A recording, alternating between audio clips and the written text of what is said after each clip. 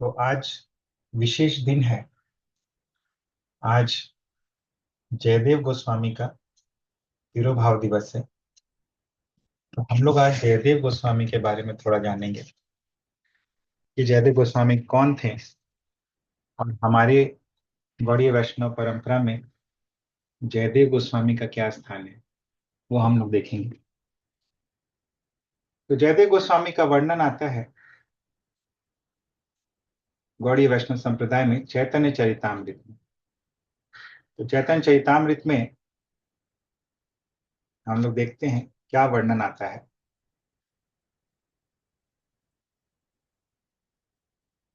तो चैतन्य चरितामृत के आदि लीला के 13वां अध्याय के 42वें श्लोक में वर्णन आता है जयदेव गोस्वामी का। विद्यापति जयदेव चंडीदासेर गीता आस्वादेन रामानंद स्वरूप सहित। तो विद्यापति जयदेव चंडीदासेर गीता,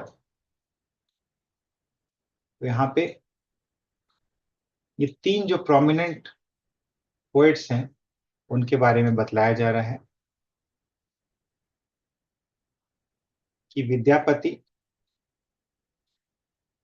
जयदेव और चंडीदास, इनका जो गीत रहता था, इनके जो भजन रहते थे लिखे हुए, आस्वादेन रामानंद स्वरूप सहित।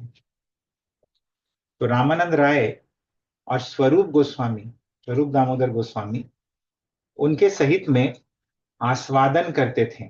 कौन? चैतन्य महाप्रभु। तो विद्यापति और चंडीदास के विषय में हम लोग तो अभी चर्चा नहीं करेंगे। हम लोग आज चर्चा करेंगे जयदेव गोस्वामी के विषय में।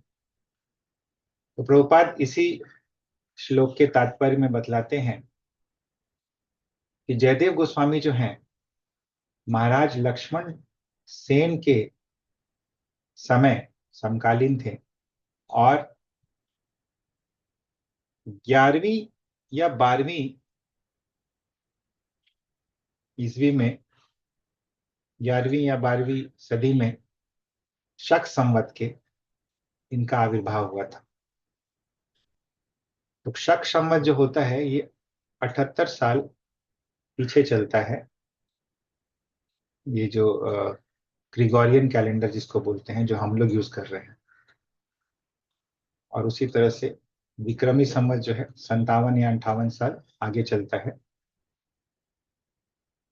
ग्रिगोरियन कैलेंडर से, जो हम लोग अभी प्रयोग करते हैं। तो उनके पिता का नाम है भोजदेव और माता का नाम है वामा देवी। तो भोजदेव और वामा देवी, तो कई सालों तक ये नवद्वीप में रहे, जो कि बंगाल की राजधानी थी उस समय। और इनका जो जन्म स्थान है, प्राकट्य स्थान, केंदु बिल्व गांव में, जो कि बीरभूम जिले में पड़ता है, वहां पे है। हरे कृष्णा प्रभु जी, एक मिनट। मतलब जयदेव गोस्वामी एक तो कवि थे, वही हैं कि दूसरे गोस्वामी? जयदेव थे ना एक तो कवि। वही है, वही है जिन्होंने गीत गोविंद लिखा है। हाँ, ठीक ठीक। तो इनका जन्म जो है बीरभूम जिले के केंदु बिल्व नामक गांव में हुआ था। लेकिन कुछ विद्वान ऐसा बोलते हैं कि इनका जन्म जो है वो उड़ीसा में हुआ था। और कुछ विद्वानों का मत है कि इनका प्राकट्य जो है दक्षिण भारत में हुआ था।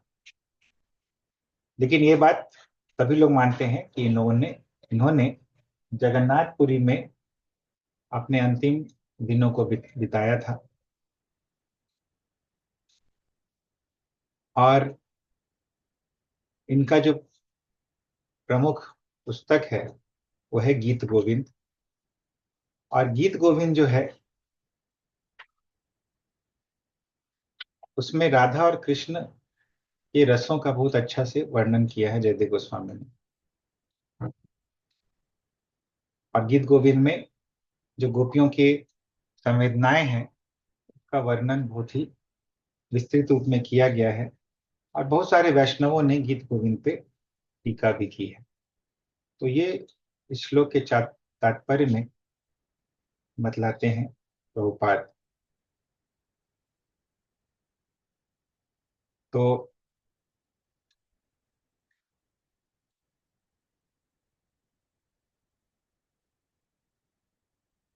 अभी अंत लीला में भी वर्णन आता है गीत गोविंद का। और चैतन्य चैतामृत के अंत लीला के 15वें अध्याय के 27वें श्लोक में ये वर्णन आता है।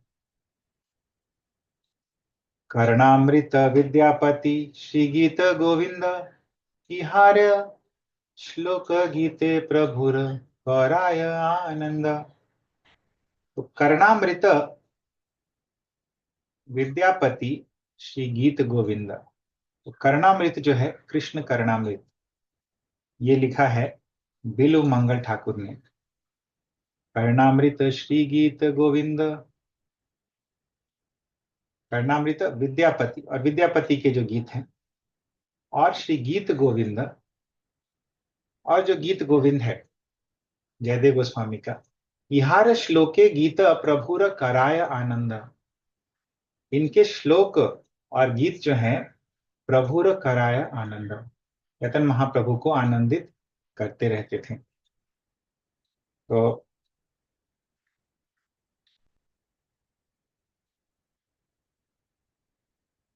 महाप्रभु को बहुत ही सुंदर लगता था। फिर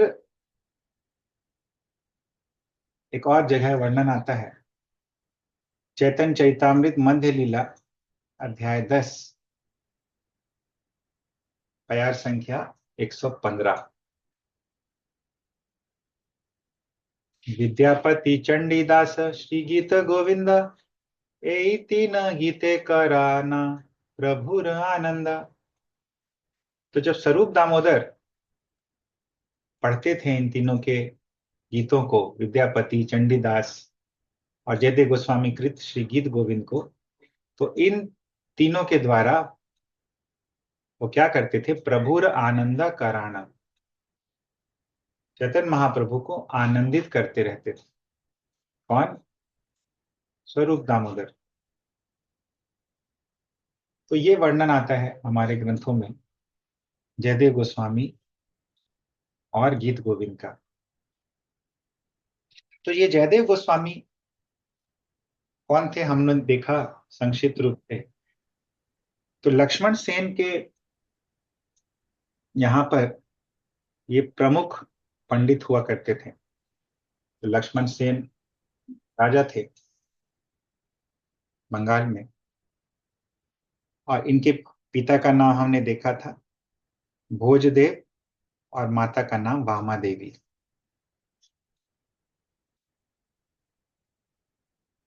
तो इनके इनके विवाह का एक रोचक प्रसंग आता है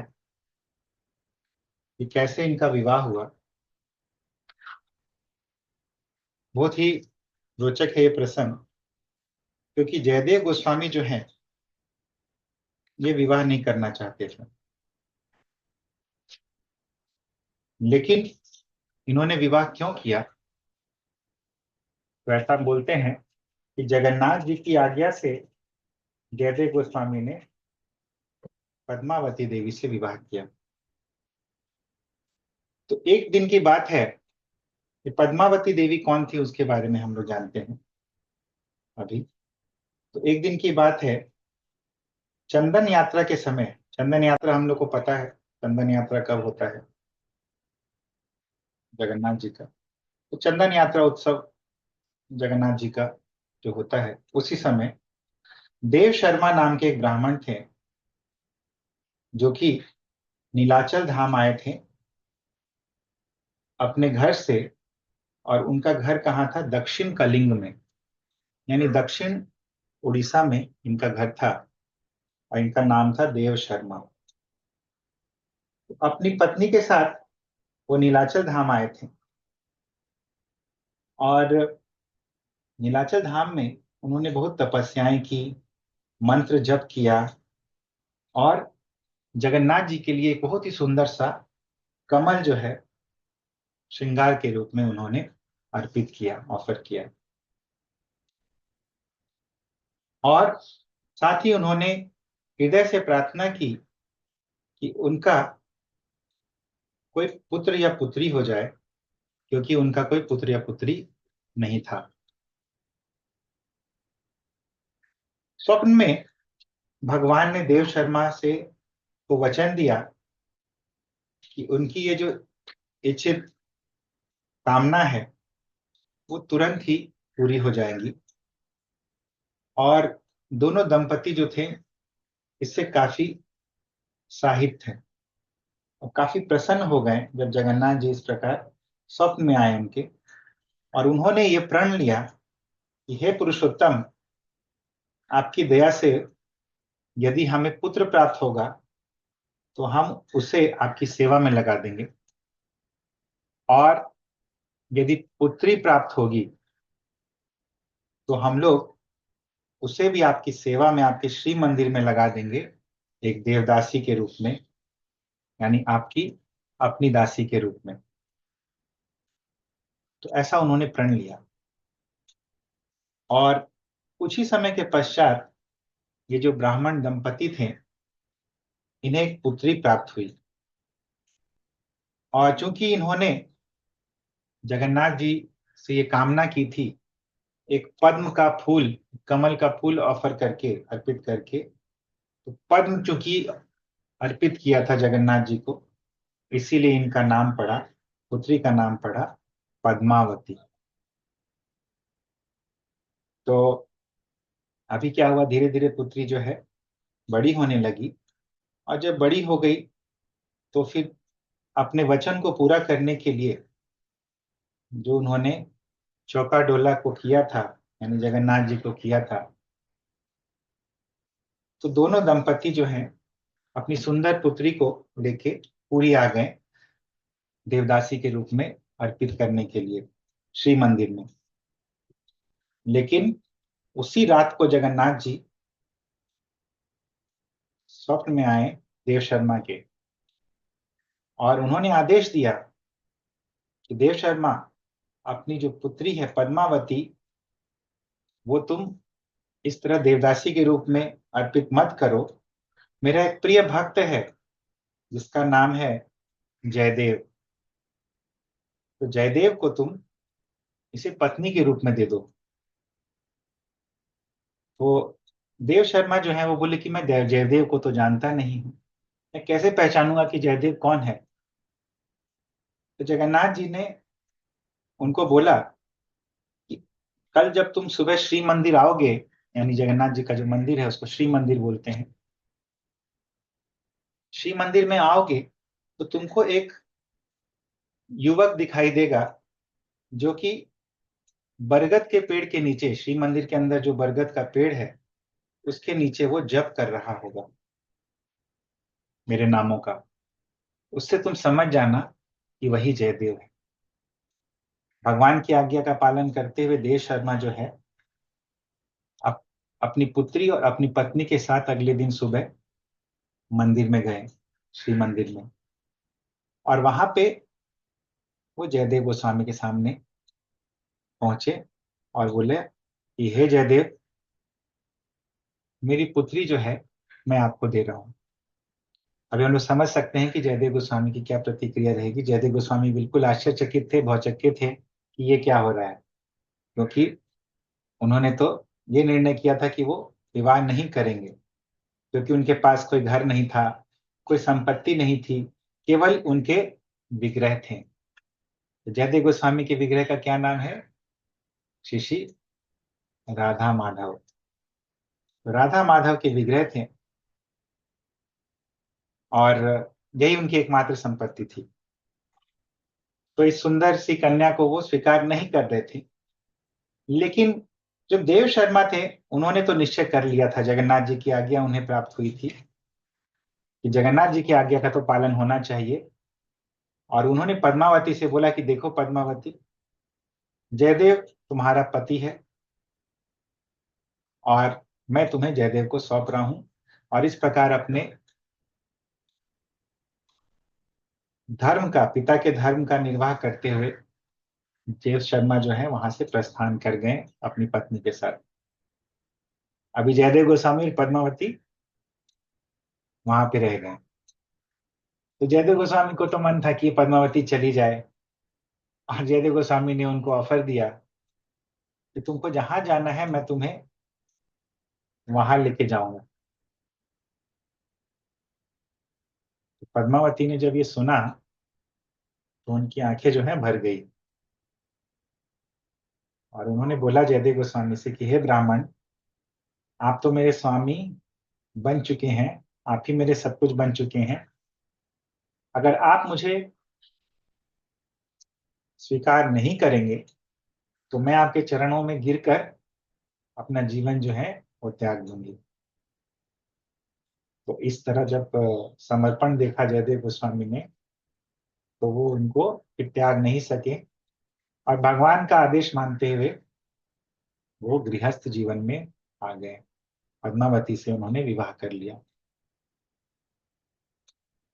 तो इस प्रकार हम लोग देखते हैं कि कैसे जयदेव गोस्वामी का विवाह हुआ पद्मावती से। तो बहुत ही इंटरेस्टिंग है, दोनों जन जो थे, पति और पत्नी, दोनों भगवान के शुद्ध भक्त थे, और भगवान भी इनके साथ आदान प्रदान किया करते थे अनेक तरह से। तो जयदेव गोस्वामी और उनकी पत्नी पद्मावती दोनों एक दूसरे की भक्ति के पूरक थे, और एक दूसरे को पूरी तरह से सहायता करते थे। और इस प्रकार दोनों ने एक दूसरे की भक्ति को आगे बढ़ाते बढ़ाते दोनों जन भक्ति में आगे बढ़ने लगे, और उनकी भक्ति जो है दिन प्रतिदिन भगवान में बढ़ने लगी। और धीरे धीरे जयदेव गोस्वामी की जो भक्ति है, उन्होंने एक नया मोड़ लिया, एक नई अभिव्यक्ति जो है उसे प्राप्त हुई कविता के माध्यम से। तो वो कविता लिखने लगे। और किस पे कविता लिख रहे थे? श्री श्री राधा माधव की रास लीलाओं के ऊपर, उनकी माधुर्य लीलाओं के ऊपर। और इस कविता का नाम जो है वो है गीत गोविंद।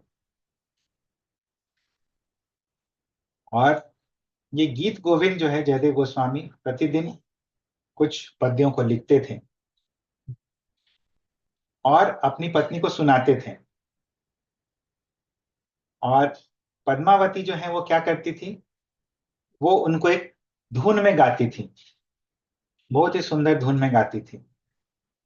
तो इस तरह से दोनों पति पत्नी जो हैं गीत गोविंद लिखते थे और गाते थे। एक बार क्या हुआ, जयदेव गोस्वामी एक विशेष लीला का वर्णन कर रहे थे। राधा रानी जो है वो कुछ मान की अवस्था में थी। और ये मान की अवस्था क्यों थी? क्योंकि के कृष्ण की प्रतीक्षा में वो पूरी रात जगी हुई थी, सोई नहीं थी। और इसीलिए थोड़ा मान आ गया था, थोड़ा क्रोध आ गया था राधा रानी को। मर्ष हर्ष वामतादि, अमर्ष हर्ष वामतादि, ये राधा रानी का कुछ फीलिंग जो है राधिकाष्टकम में देते हैं, देखते हैं हम लोग। अमर्ष यानी क्रोध, हर्ष यानी कि हैप्पीनेस, और वामता, वामता यानी कि मान। तो ये राधा रानी के कुछ इमोशंस का वर्णन राधिकाष्टकम में भी है। तो राधा रानी इसी तरह से मान करके बैठी हुई थी, क्योंकि रात भर उन्होंने कृष्ण की प्रतीक्षा की थी, कृष्ण नहीं आए थे, और पूरी रात वो सोई नहीं थी। तो जयदेव गोस्वामी जो है वो कविता जब लिख रहे थे, तो ये जो भाव है उसको व्यक्त करने में वो हिचकिचा रहे थे। क्यों? क्योंकि कविता में वो लिखना चाह रहे थे कि कृष्ण किस प्रकार राधा रानी को पूरी तरह से समर्पण कर दे रहे हैं, और उनको एक ऐसे दृश्य को दर्शाना था कविता के माध्यम से कि कृष्ण जो है राधा रानी को, राधा रानी से क्षमा याचना कर रहे हैं और उनके चरणों को पकड़ के क्षमा याचना कर रहे हैं। तो जयदेव गोस्वामी काफी संकोच कर रहे थे कि जो सभी ब्रह्मांडों के ईश्वर हैं, सभी ब्रह्मांडों के आदि कारण हैं, सभी जीवों के कारण हैं, सर्व कारण कारणम, वो कैसे राधा रानी के चरणों को पकड़कर इस प्रकार क्षमा याचना कर सकते हैं। तो इसीलिए वो नहीं लिखे ये पंक्ति और थोड़ा ब्रेक लिए। उन्होंने रोका अपने लिखने का कार्य और फिर स्नान करने के लिए उन्होंने सोचा कि अब मुझे स्नान करना चाहिए, और फिर बाद में जब मैं वापस आऊंगा तो फ्रेश तरीके से मैं सोचूंगा इसको। तो स्नान करने के लिए पद्मावती को बोले कि मैं स्नान करने जा रहा हूं, और स्नान करने के लिए चले गए। लेकिन पद्मावती ने देखा कि जयदेव गोस्वामी स्नान करके बहुत जल्दी आ गए। प्राय जितना समय लगता था उनको, उससे काफी जल्दी आ गए।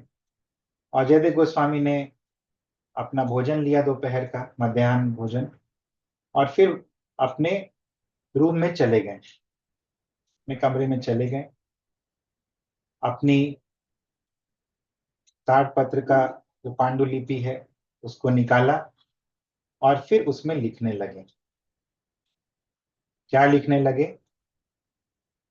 स्मर गरल खंडनम मम शिरसि मंडनम देहि पद पल्लवम उदारम ज्वलति मयि दारुणो मदन कदनानलो हरतु तदुपाहित विकारम। स्मर गरल खंडनम, स्मर यानी कामदेव, गरल यानी विष, कामदेव के विष का जो खंडन कर देता है। और मम शिरसी मंडनम, शिरसी यानी कि सर, और मंडन यानी कि आभूषण, शोभा का देना। और जो मेरे सर पे को शोभित करता है, वैसे अपने पद पल्लवम उदारम, वैसे अपने चरण कमलों को जो कि काफी उदार हैं, देही मम शिरसी, मेरे सर पे आप डाल दो। ऐसा प्रेयर है ये। तो ऐसा लिखा जयदेव गोस्वामी ने अपने पांडुलिपि में। तो जयदेव गोस्वामी जब इस प्रकार लिख रहे थे, पद्मावती ने फिर क्या किया? जयदेव गोस्वामी जब कमरे में चले गए थे, पद्मावती ने भोजन करना शुरू कर दिया, क्योंकि जयदेव गोस्वामी ने भोजन प्रसाद जो है वो प्राप्त कर लिया था। तो उन्हीं के प्लेट से वो भोजन करने लगी। पहले यही सिस्टम हुआ करता था, तो उसी प्लेट से वो भोजन करने लगी। और थोड़ी देर में क्या हुआ कि वो आश्चर्यचकित हो गई। क्यों आश्चर्यचकित हो गई? उन्होंने देखा कि एक दूसरे जयदेव जो है वो स्नान करके आ रहे हैं। तो पद्मावती ने प्रश्न पूछा कि आप बाहर से कैसे आ रहे हैं? अभी तो आप अपने कमरे के अंदर गए थे प्रसाद लेकर। तो जयदेव तो बिल्कुल और भौचक्के रह गए, क्योंकि उन्होंने देखा कि पद्मावती जो है वो तो भोजन कर रही है, और ऐसा कभी उन्होंने नहीं देखा था कि बिना उनके भोजन किए पद्मावती भोजन किया है कभी पद्मावती ने। तो वो भी इसी प्रकार आश्चर्यचकित थे। उनको खिला के ही पद्मावती भोजन करती थी। तो अब उनको लगा कि देखना होगा क्या है। मैं रूम में गया था, तो चलो रूम में जाके देखता हूँ। तो फिर पद्मावती और जयदेव जो है, उन्होंने कमरे का दरवाजा जो है वो खोला और देखा कि कमरा तो खाली है, और कमरे में कुछ भी नहीं है, केवल एक भीनी भीनी खुशबू है। एक सुगंध है जो पूरे कमरे में व्याप्त है। किस चीज की सुगंध है? फूलों की और चंदन की। और फिर उन्होंने ध्यान दिया कि गीत गोविंद की जो पांडुलिपि है उसमें कुछ लिखा हुआ है। तो सुनहरे अक्षरों से, स्वर्णिम अक्षरों से उसमें वही पंक्तियां लिखी हुई थी जिसको जयदेव गोस्वामी लिखना नहीं चाह रहे थे, जो कि हमने देखा। स्मर गरल खंडनम मम शिरसि मंडनम देहि पद पल्लवम उदारम। तो ये पंक्तियां लिखी हुई थी सुनहरे अक्षरों से। तब जयदेव गोस्वामी के दिमाग में ये बात ठन की, अरे ये तो भगवान आ गए, और भगवान ने जो उनकी पंक्ति थी उसको पूरा कर दिया। जयदेव गोस्वामी बिल्कुल भावावेश में आके नृत्य करने लगे, और उनकी आंखों से अश्रुधारा बहने लगी, और पूरे अष्ट सात्विक विकार जो हैं उनके शरीर पे प्रकट होने लगे। और तुरंत उन्होंने क्या किया, इस प्रकार भावों के आवेश में उन्होंने पद्मावती का प्लेट जो है उसको पकड़ा, और बहुत ही हड़बड़ी में, बहुत ही चाव से वो जितना कुछ बचा था प्लेट में वो खाने लगे।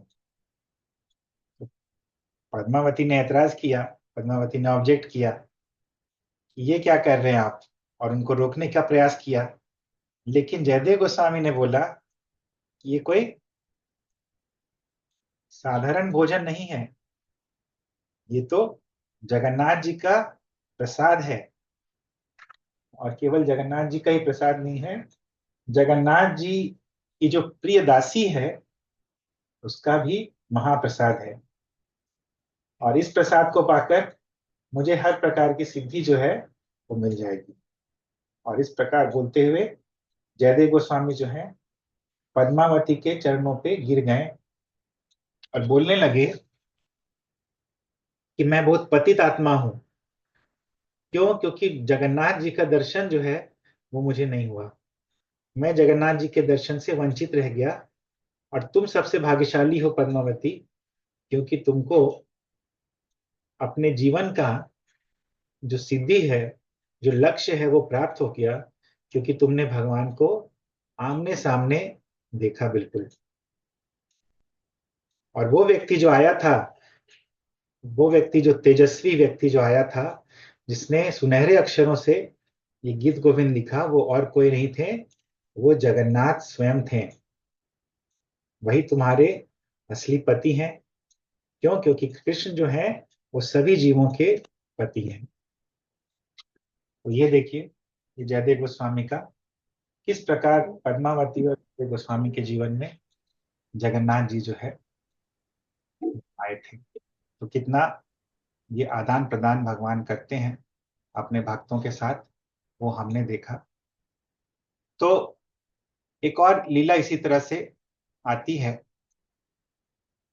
और वो लीला है गीत गोविंद से ही संबंधित है। तो हुआ ऐसा कि गीत गोविंद जो है वो बहुत ही लोकप्रिय होता गया दिन प्रतिदिन, क्योंकि उसमें इतना भाव था। तो गीत गोविंद काफी लोकप्रिय था, और केवल सामान्य लोगों में ही लोकप्रिय नहीं था ये, क्योंकि जगन्नाथ जी भी इसके फैन हो गए थे। जगन्नाथ जी भी बहुत पसंद करते थे गीत गोविंद को, और कई कई लीलाएं हुई थी जगन्नाथ जी की, जिससे वो अपना ये भाव व्यक्त किया था जगन्नाथ जी ने। तो हम लोगों ने देखा था एक स्टोरी कि कैसे जगन्नाथ जी गीत गोविंद सुनने के लिए कितने आकर्षित रहते थे। तो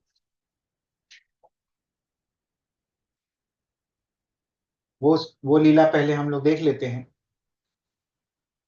तो जगन्नाथ जी इतने ज्यादा आकर्षित रहते थे गीत गोविंद के प्रति कि वो अपना भव्य महल छोड़कर, जहां महालक्ष्मी देवी स्वयं रहती थी और सैकड़ों सेवक भी वहां रहते थे, वो अपना महल छोड़कर गीत गोविंद सुनने चले जाते थे। और विशेष रूप से पद्मावती जब गीत गोविंद को गाती थी तो जगन्नाथ जी अपने आप को रोक नहीं सकते थे। और जब पद्मावती गाना छोड़ देती थी, रुक जाती थी जब वो, तभी जगन्नाथ जी वापस जाते थे। तो हुआ कुछ ऐसा, एक दिन एक बालिका थी जो कि अपने खेत से बैगन तोड़ रही थी। तो बहुत भावपूर्ण होकर वो गीत गोविंद का पाठ कर रही थी, और उसकी भक्ति से प्रभावित हो गए भगवान, क्योंकि भगवान तो भावग्राही हैं। तो भगवान उसकी भक्ति से प्रभावित होकर वहां आ गए और उसके पीछे पीछे चलने लगे और सुनने लगे। जैसे जैसे वो बैगन तोड़ रही थी, एक के बाद एक जगन्नाथ जी पीछे पीछे चल रहे थे, और इतने ज्यादा खो गए थे, इतने ज्यादा एब्जॉर्ब हो गए थे गीत गोविंद को सुनने में, कि उनको पता ही नहीं चला कि उनका जो धोती है और उनका जो उत्तरीय है पीले वस्त्र का, वो बैगन के कांटों में उलझ रहा था। उनको ये पता भी नहीं चला।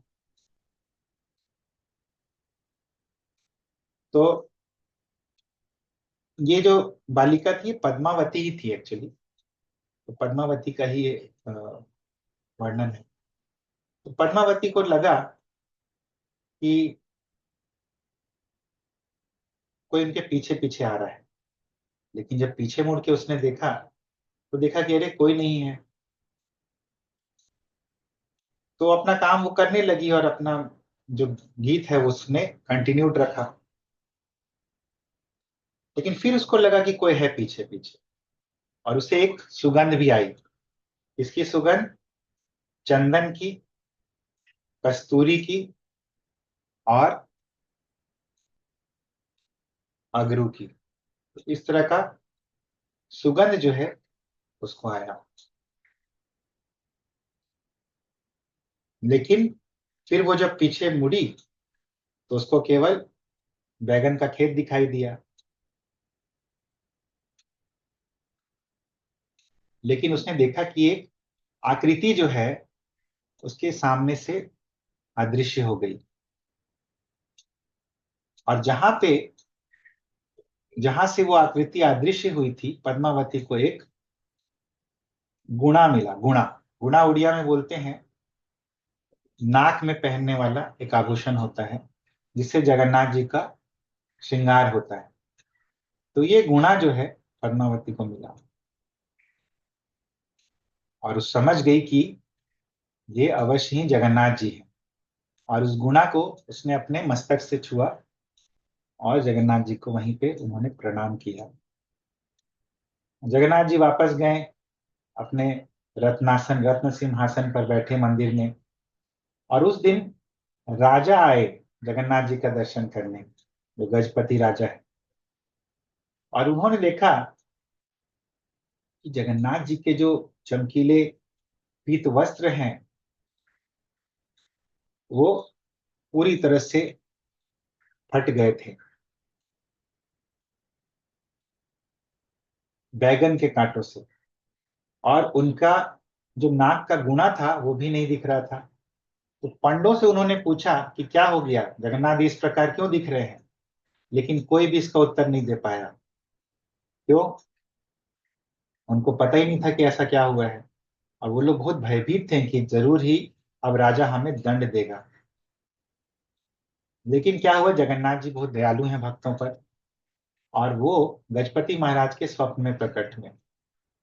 और उन्होंने गजपति महाराज से कहा कि देखिए राजा, जब भी कोई गीत गोविंद गाता है, मैं अपने आप को रोक नहीं पाता और मुझे वहां दौड़ के जाना पड़ता है। और पद्मावती के सुर के कारण मैं उसका पीछा कर रहा था बैगन के खेत में, और इसीलिए मेरे सारे वस्त्र जो हैं वो फट गए, और मेरा पूरा शरीर जो है उसमें कांटे लग गए। जगन्नाथ जी ने ये भी बोला कि जब तक मैं गीत गोविंद नहीं सुन लेता हूँ, मुझे कोई भी भोग में स्वाद नहीं आता है। और जब तक मैं नहीं सुनता हूँ, तब तक मुझे नींद भी नहीं आती। तो इस प्रकार जब स्वप्न में राजा ने सुना ये सब, तो राजा की नींद जो है वो टूट गई। और जब सुबह हुआ, भोर हुआ, तो वो जयदेव और पद्मावती के कुटी में चले गए। और उनसे निवेदन किया कि आप लोग गीत गोविंद जो है मंदिर में गाएं। जयदेव ने प्रसन्नता से इसको स्वीकार कर लिया, एक शर्त पर कि उनकी पत्नी पद्मावती जो है उनको भी जगन्नाथ जी की सेवा करने का अवसर मिले।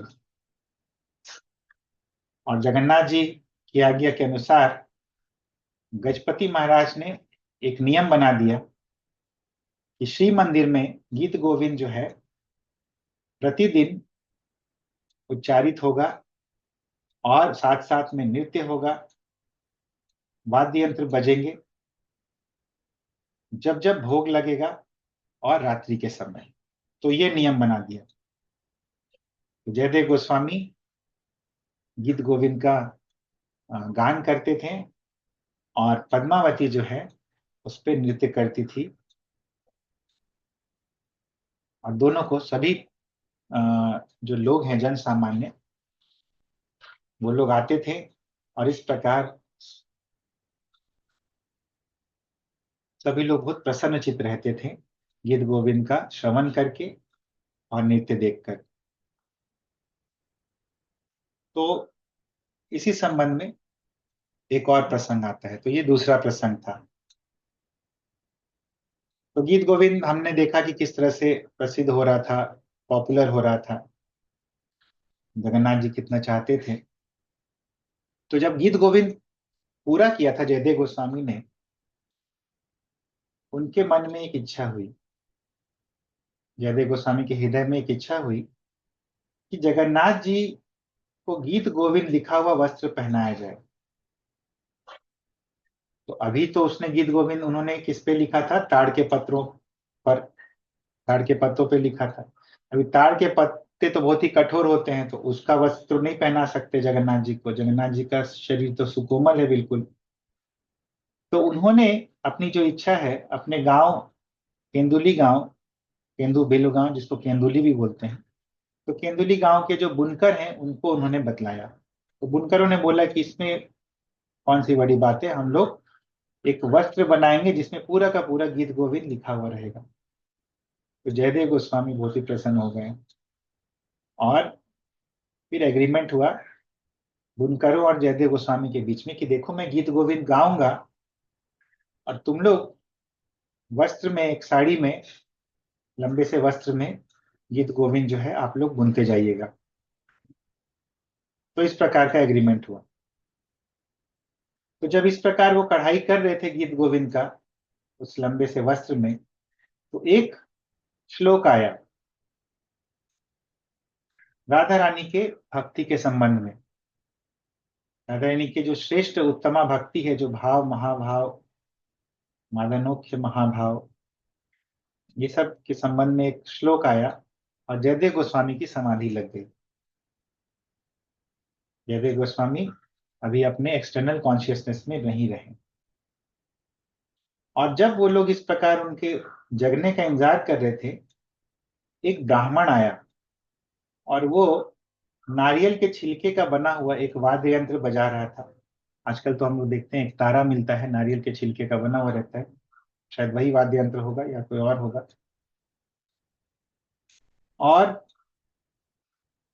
गीत गोविंद का वो श्लोक, वही श्लोक गा रहा था जो जिसको सुनकर जयदेव गोस्वामी समाधि में चले गए थे, और उसी लय में गा रहा था जिस लय में जयदेव गोस्वामी गा रहे थे।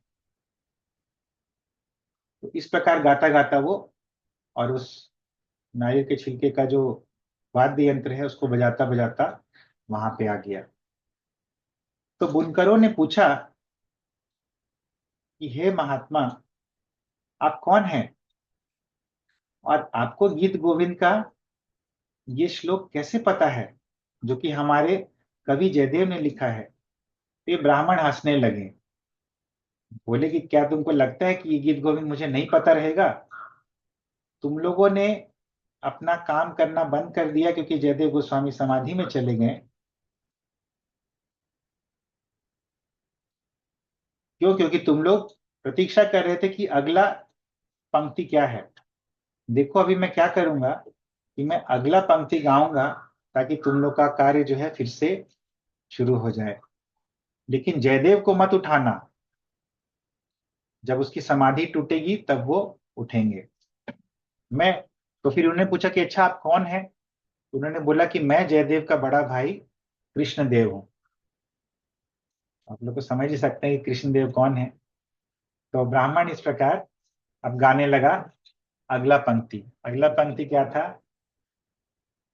कम शारीरपि संसार वासना बंध श्रृंखलाम राधा माधाय हृदये तत्याज व्रज सुंदरी।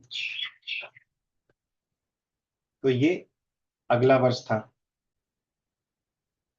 कम शारीरपि संसार वासना बंध श्रृंखलाम राधा माधाय हृदये तत्याज व्रज सुंदरी।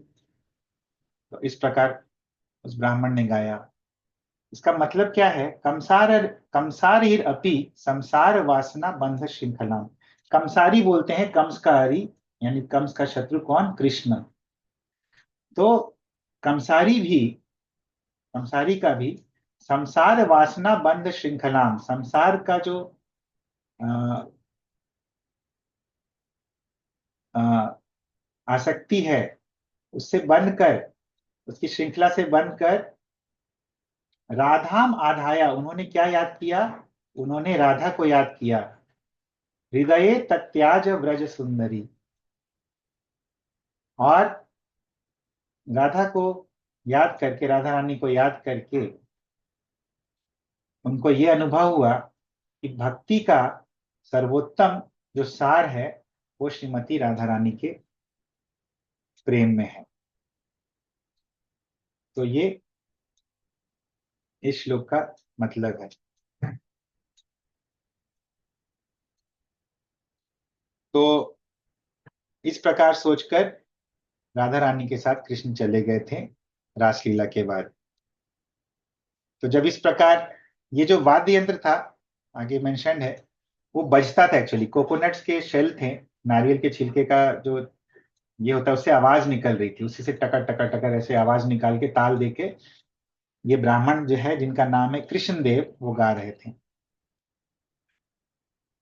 तो जब इस प्रकार का ध्वनि जो है जयदेव गोस्वामी के कानों में पहुंचा तो उनकी समाधि टूट गई और वो आश्चर्यचकित हो गए और बोले कौन है ये, कौन है जो ये गा रहा है, जो कि मेरे हृदय में छुपा हुआ है, कौन गा रहा है? क्योंकि उस समय तक गीत गोविंद पब्लिसाइज नहीं हुआ था, जयदेव गोस्वामी को ही पता था कि अगला श्लोक क्या है।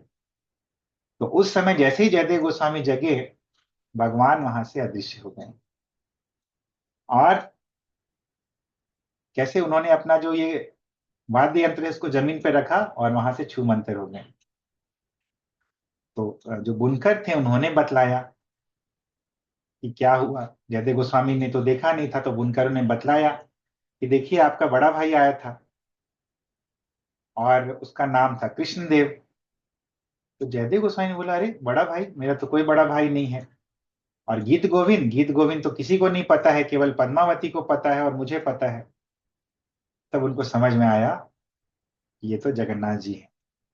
और जितने भी बुनकर थे वहां पे, उनकी खूब उन्होंने स्तुति की कि अरे तुम लोग तो बहुत ही भाग्यशाली हो, तुमको जगन्नाथ जी का दर्शन हुआ है। और अपने दुर्भाग्य पर वो फिर से पश्चाताप करने लगे और विलाप करने लगे कि फिर से उनको भगवान का दर्शन जो है वो नहीं मिला।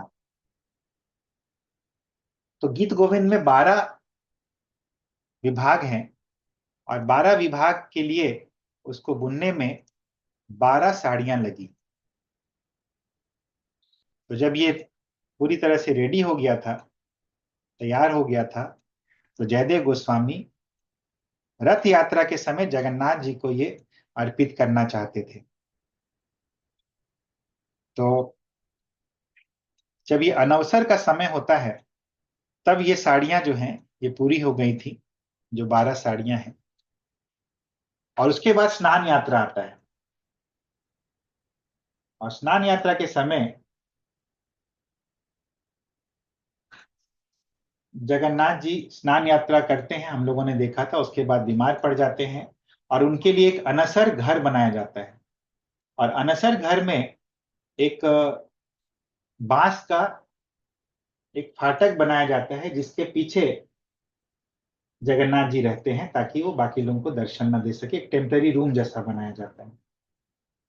तो स्नान यात्रा के 10 दिन के पश्चात गजपति महाराज के स्वप्न में जगन्नाथ जी आए और उन्होंने कहा गजपति महाराज से कि देखो, मेरा भक्त जयदेव जो है मेरे लिए एक विशेष खंडुआ बना के लाया है।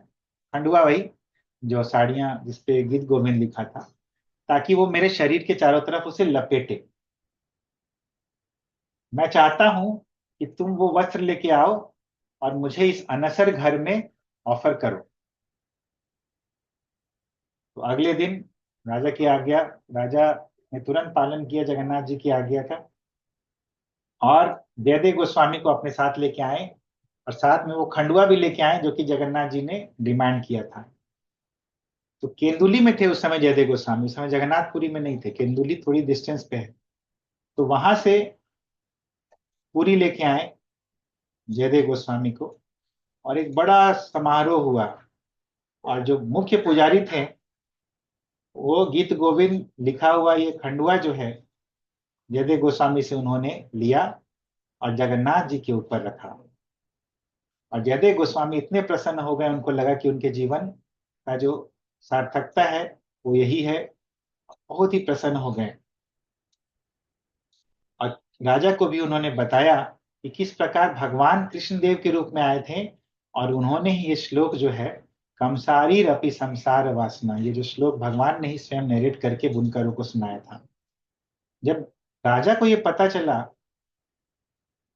तो राजा भी भावावेश में आ गए और उन्होंने फिर से घोषणा करवा दी कि आज के दिन से ये जो गीत गोविंद का खंडुआ है, ये जगन्नाथ जी को शाम को, प्रतिदिन शाम को बड़ा श्रृंगार वेश के समय ऑफर किया जाएगा। अगर कठिनाई है पूरा का पूरा गीत गोविंद लिख के ऑफर करने में प्रतिदिन, तो बुनकर लोग क्या कर सकते हैं, एटलीस्ट ये जो श्लोक है कंसारी रपि संसार वासना, ये वाला जो श्लोक है जो कृष्णदेव स्वयं गाए हैं, यानी जगन्नाथ जी स्वयं गाए हैं, वो एटलीस्ट लिख के हम लोग जगन्नाथ जी को ऑफर करें। तो आज भी ये प्रथा चलती है और गीत गोविंद लिखा हुआ वस्त्र जो है जगन्नाथ जी को प्रति संध्या में बड़ा श्रृंगार वेश के समय ऑफर किया जाता है। तो ये जयदेव गोस्वामी और गीत गोविंद के कुछ लीलाएं थी जो कि हमने देखा। और भी कुछ लीलाएं हैं, हम लोग कभी बाद में चर्चा करेंगे उस पर। आज हम लोग यहीं पे विराम लेंगे। शिष्य गीत गोविंद की जय। शिष्य जयदेव गोस्वामी की जय। जगत गुरु शिला प्रभुपाद की